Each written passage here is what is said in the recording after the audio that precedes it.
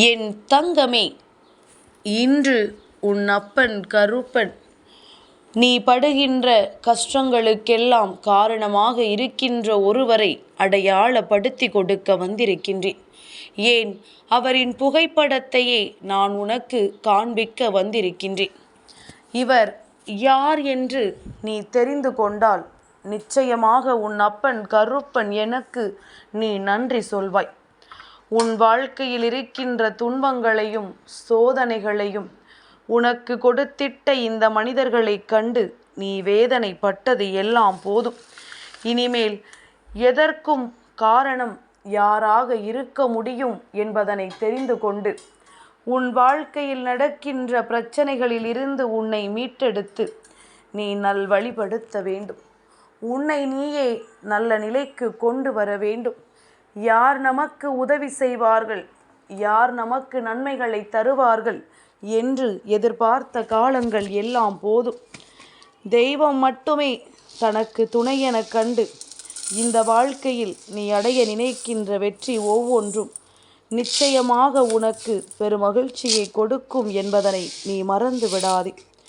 இந்த நேரம் உன் கருப்பன் நான் இருக்கிறேன் என்பது உன் மனதிற்குள் நிலையாக நிற்கட்டும்.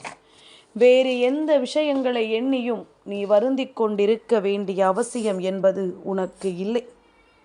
என் குழந்தையே, நாமாக இந்த வாழ்க்கையை வாழ வேண்டும் என்று ஆசைப்பட்டாலுமே சுற்றி இருக்கின்ற இந்த மனிதர்கள் அதை நம்மை செய்ய விடுவதில்லை. தான் மட்டும்தான் சந்தோஷமாக இருக்க வேண்டும்.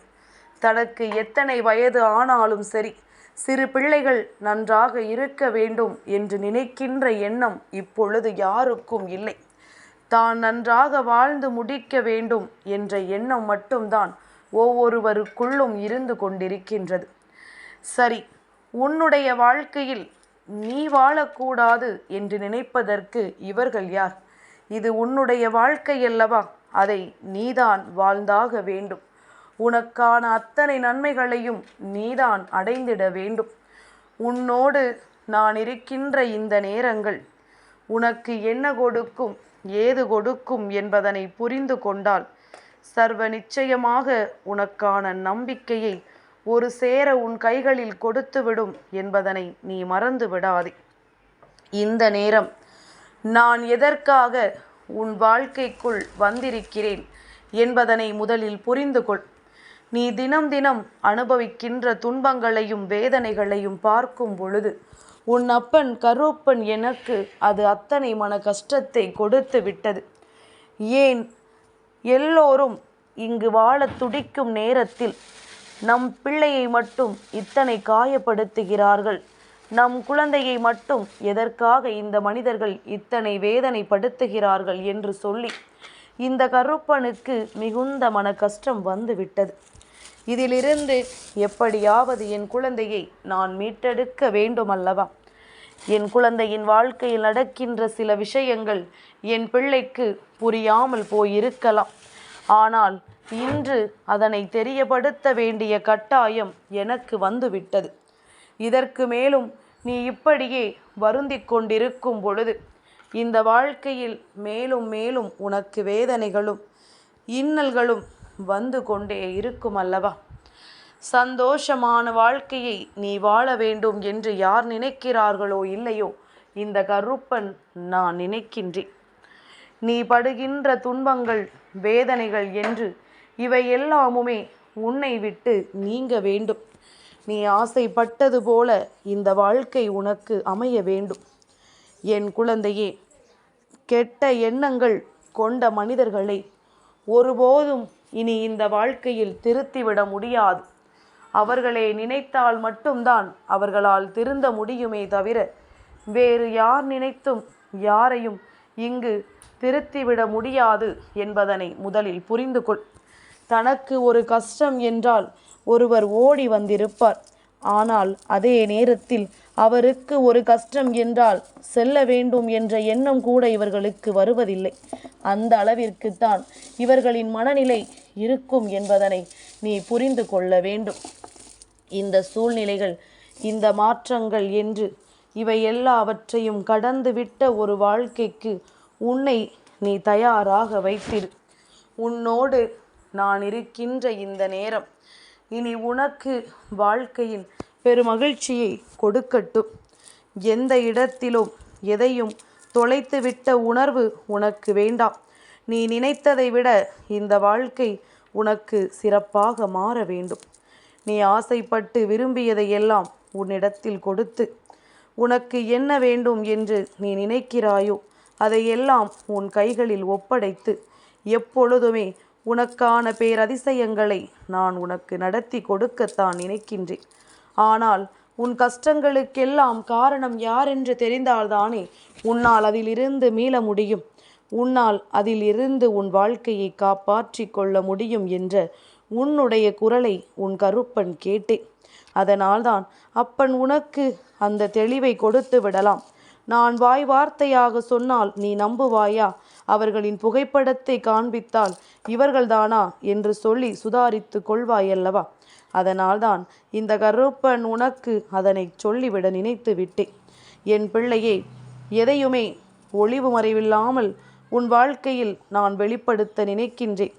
எந்த விஷயத்தையுமே உனக்கு சொல்லி உன்னை நான் காயப்படுத்திவிட எண்ணவில்லை. எதுவானாலும் உண்மை இதுதானே என்று தெரிந்து கொண்ட பிறகு நீ இந்த வாழ்க்கையில் உனக்கானதாக மாற்றிக்கொள்ள முடிவெடுக்க வேண்டும். என் குழந்தையே, நான் இதை சொல்வதற்கு முன்பாக உனக்கு ஒரு விஷயத்தை இன்று சொல்ல விளைகின்றேன். அது என்ன தெரியுமா? என் குழந்தையே, மனதிற்குள் 1000 வருத்தங்கள், சோதனைகள், துன்பங்கள், கஷ்டங்கள், கோபங்கள் என்று நிறைய இருக்கலாம். ஒருவரின் மீது நிறைய மனஸ்தாபங்கள் இருக்கலாம். ஆனால் இறைவனை நீ நாடும் பொழுது, இறை பக்தி உனக்குள் உண்மையாகவே அதிகமாக இருக்கும் பொழுது இந்த கோபங்கள் எல்லாம் ஒன்றுமில்லாததாக மாறிவிடும். உண்மையாகவே நீ தெய்வத்தை விரும்புவது உண்மையெனால் நிச்சயமாக உன் வார்த்தைகளில் எப்பொழுதுமே தீமைகள் இருக்காது. தீய வார்த்தைகளை ஒருபொழுதும் நீ பேசிவிட மாட்டாய். யார் ஒருவர் வாயிலிருந்து எப்பொழுதும் தீய சொற்களும் தீய வார்த்தைகளும் வருகின்றதோ அவர்கள் நிச்சயமாக எந்த நிலையிலும் தெய்வத்தை உணரவில்லை, தான் மட்டும்தான் இந்த உலகத்தில் இருக்கிறோம் என்ற நினைப்பில் வாழ்கிறார்கள் என்ற அர்த்தம். கருப்பன் என்ன சொல்ல வருகிறேன் என்று உனக்கு புரிகின்றதா? ஒரு மனிதன் உன்னிடத்தில் சாதாரண நேரத்தில் கோபம் கொண்டாலும் இறைவனை தனக்குள் தாங்கும் பொழுது, தெய்வத்தை தனக்குள் ஏற்றுக்கொள்ளும் பொழுது நிச்சயமாக ஒரு பொழுதும் அவர்கள் எந்த ஒரு தவறுகளையும் செய்துவிட மாட்டார்கள். அவர்களுக்குள் இருந்த கோபங்கள், மனஸ்தாபங்கள் என்று இவை எல்லாமுமே தானாகவே அவர்களை விட்டு நீங்கிவிடும். அவர்களுக்குள் என்ன சிந்தனைகள் யார் மீது இருந்ததோ, அதாவது யார் மீதாவது கோபம் இருந்திருந்தால் கூட அந்த நேரத்தில் இவர்கள் தெய்வத்தை தாங்குகின்ற அந்த நேரத்தில் அந்த கோபம் எல்லாம் மொத்தமாக கரைந்து அவர்களோடு நல்லபடியாக அமைதியாக பேசிவிடுவார்கள். இதுதான் இறை பக்தியை நீ நாடுவதற்குரிய மிக முக்கியமான சந்தோஷமான விஷயம். இறைவனை நாடி இறைவனை தனக்குள் தாங்கும் பொழுது உனக்குள் எந்த கெட்ட எண்ணங்களும் இருக்காது. எல்லோரும் நன்றாக இருக்க வேண்டும் என்ற எண்ணம் மட்டும்தான் இருக்கும். இங்கு போலியான மனிதர்கள் தெய்வத்தின் பெயரை சொல்லி அத்தனை பேரையும் ஏமாற்றி திரிகின்ற நேரம் தெய்வம் இதையெல்லாம் கண்டுகொள்ளாமலா இருந்து கொண்டிருக்கிறது என்று யோசிக்கிறாய் அல்லவா? தருணம் வரும், தெய்வம் பதில் சொல்ல வேண்டிய நேரம் வரும். செய்கின்ற பாவங்களுக்கெல்லாம் நிச்சயமாக தண்டனை கிடைத்தே தீரும் என்பதனை நீ மறந்து விடாதே. நீயாக யாருக்கும் எந்த தண்டனையையும் கொடுக்க வேண்டிய அவசியமில்லை. அவர்களுக்கான பாவங்கள் அவர்களை நின்று கொள்ளும் என்பதனை என் குழந்தை நீ மறந்து விடாதே. யாரும் இல்லாமல் தனித்து விடப்படும் பொழுதுதான் நாம் எல்லோரோடும் இருந்ததற்கான அருமை என்னவென்று புரிய வரும். அதனால் எதற்காகவும் என் குழந்தை நீ வருத்தப்பட்டு நிற்காதே. நீ அனைத்தையும் சரியாகத்தான் செய்திருக்கிறாய் என்றால் இவர்கள் செய்கின்ற பாவங்கள் உன்னை ஒன்றும் செய்யாது என்பதனை புரிந்து கொள். என் குழந்தையே, சரி, இத்தனையும் சொன்ன கருப்பன் உன் வாழ்க்கையில் இருக்கின்ற பிரச்சனைகளுக்கு யார் காரணம் என்று சொல்லவில்லை அல்லவா? இதோ இப்பொழுதே அவரின் புகைப்படத்தை உனக்கு நான் காண்பிக்கின்றேன். என் குழந்தையே, உன்னுடைய வீட்டில் இருக்கின்ற முகம் பார்க்கும் கண்ணாடியின் முன் நின்று செல். நான் சொன்னதை செய்து விட்டாயா? கண்ணாடியின் முன் நின்றதும் அங்கே ஒரு முகம் உனக்கு தெரிகின்றதா? ஆம், கருப்பன் சொன்னது உன்னைத்தான். என் குழந்தையே, உன் வாழ்க்கையில் இருக்கின்ற அத்தனை பிரச்சனைகளுக்கும் நீதான் காரணம். எதற்காக நான் அப்படி சொல்கிறேன் தெரியுமா? என் குழந்தையே, வாழ்க்கையில் சுற்றி இருப்பவர்கள் எல்லோருமே போலியான மனிதர்கள். அடுத்தவர்களுக்கு வேதனைகளை கொடுப்பவர்கள், அடுத்தவர்கள் வாழ்க்கையை அழிக்க நினைப்பவர்கள், சந்தோஷமாக இருக்கின்ற குடும்பத்தை பிரிக்க நினைக்கின்றவர்கள். தான் கஷ்டப்பட்டால் மற்றவர்களும் அதைவிட அதிகமான கஷ்டப்பட வேண்டும் என்று நினைப்பவர்கள், வேண்டும் என்றே இன்னொருவர் கண்களில் கண்ணீரை பார்க்க விரும்புபவர்கள் என்று இவர்களை பற்றிய அத்தனை உண்மைகளையும் உனக்கு எத்தனையோ முறை உன் அப்பன் கருப்பன் நான் சொல்லிவிட்டேன். அப்படி இருந்த பிறகும் கூட இவர்களை நீ எண்ணிக்கொண்டிருந்தால் உன் பிரச்சனைக்கு நீதானே காரணம். இவர்களை மனிதராக மதித்தது உன் தவறல்லவா? இவர்கள் செய்த காரியங்களை எல்லாம் நீ ஏற்றுக்கொண்டது உன்னுடைய தவறல்லவா? என் பிள்ளையே, அவர்களுக்கு இங்கே ஒரு ஜென்மம் படைக்கப்பட்டிருக்கின்றது. இப்படித்தான் வாழ்ந்துவிட்டு போக வேண்டும் என்ற விதி அவர்களுக்கு. அவர்களே நல்லது செய்ய நினைத்தாலும் அவர்களின் விதி அவர்களை செய்ய விடாது. ஏற்கனவே பல ஜென்மங்கள் செய்த பாவத்தின் கர்ம பலனைத்தான் இந்த ஜென்மத்தில் இவர்கள் அனுபவித்து கொண்டிருக்கின்றார்கள். பொய் சொல்வது, களவெடுப்பது என்று இது போன்ற விஷயங்கள் எல்லாம் இவர்கள் வாழ்க்கையில் நடந்து கொண்டிருக்கின்றது. இதையே இவர்கள் உன்மீது திணித்து உன்னை காயப்படுத்தியும் வேதனைப்படுத்தியும் ஒரு விஷயத்தை அவர்கள் சாதிக்க வேண்டும் என்று நினைக்கும் பொழுது அதற்கு இடம் கொடுத்தது நீதானே. இந்த கவலைகளை நீ தூக்கி சுமந்ததனால் அவர்கள் சந்தோஷமாக சுற்றி வருகின்றார்கள். நீ இந்த தவறை எப்பொழுதும் செய்திருக்க கூடாது. யார் என்ன நினைத்தால் எனக்கென்ன, யார் என்னவாக யோசித்தால் எனக்கென்னவென்றல்லவா என் குழந்தை நீ இருந்திருக்க வேண்டும். உன்னுடைய சந்தோஷத்தை கண்டு இவர்கள் வயிற்றெரிச்சல் பட்டிருக்க வேண்டும். சரி, போனது போகட்டும். நடந்து முடிந்தது எல்லாம் முடிந்ததாகவே இருக்கட்டும். இனிமேலாவது இனி வரக்கூடிய நாட்களில் இவர்கள் முன்னிலையில் நீ வாழ்ந்து காட்ட வேண்டும். இப்பொழுதாவது அப்பன் சொல்வது புரிகின்றதா? இவர்கள் யார்? உன்னை காயப்படுத்துவதற்கு. அவர்கள் ஒரு வார்த்தைகளை பேசுகிறார்கள் என்றால் அவர்கள் தீமைகளை சுமக்கிறார்கள் என்று நினைத்து ஒதுங்கிச் செல்ல பழக வேண்டுமே தவிர ஒருபொழுதும் அதற்காக நீ வருந்திக் கொண்டிருக்க கூடாது. தேவையில்லாத விஷயங்களை அதிகமாக நீ தூக்கி சுமந்து உனக்கு நடக்கின்ற நன்மைகளை எல்லாம் நீ ஏறக்குறைய தொலைத்து விட்டாய். மீதமிருக்கின்ற நாட்களிலாவது உனக்காக வாழத் தொடங்கு. இந்த வாழ்க்கையில் உனக்கான நன்மைகளை எல்லாம் பெற்றுக்கொள்ள தொடங்கு. முகத்தில் எப்பொழுதும் சிறு புன்னகையோடு இருக்க பழகு. கண்ணாடியை பார்த்தவுடன் முகத்தை சுளிக்கத்தானே செய்தாய். கருப்பன் அம்மையா சொல்கின்றார் என்று அந்த நொடியிலும் எந்த ஒரு பிள்ளை அப்பன் சொல்வது சரிதான் என்று தன் முகத்தில் புன்னகையை உதிர்த்ததோ அந்த குழந்தை நிச்சயமாக இந்த வாழ்க்கையை தன்னுடையதாக மாற்றிவிடும் என்பதனை உறுதி செய்து கொள்ளலாம். இனிமேல் நான் சொல்ல வேண்டிய அவசியமில்லை.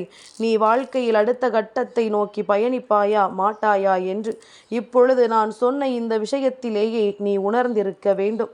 இனி நான் அடையாளப்படுத்த வேண்டிய அவசியம் என்ன இருக்கின்றது? என் குழந்தையே, வாழ்க்கை முடியவில்லை.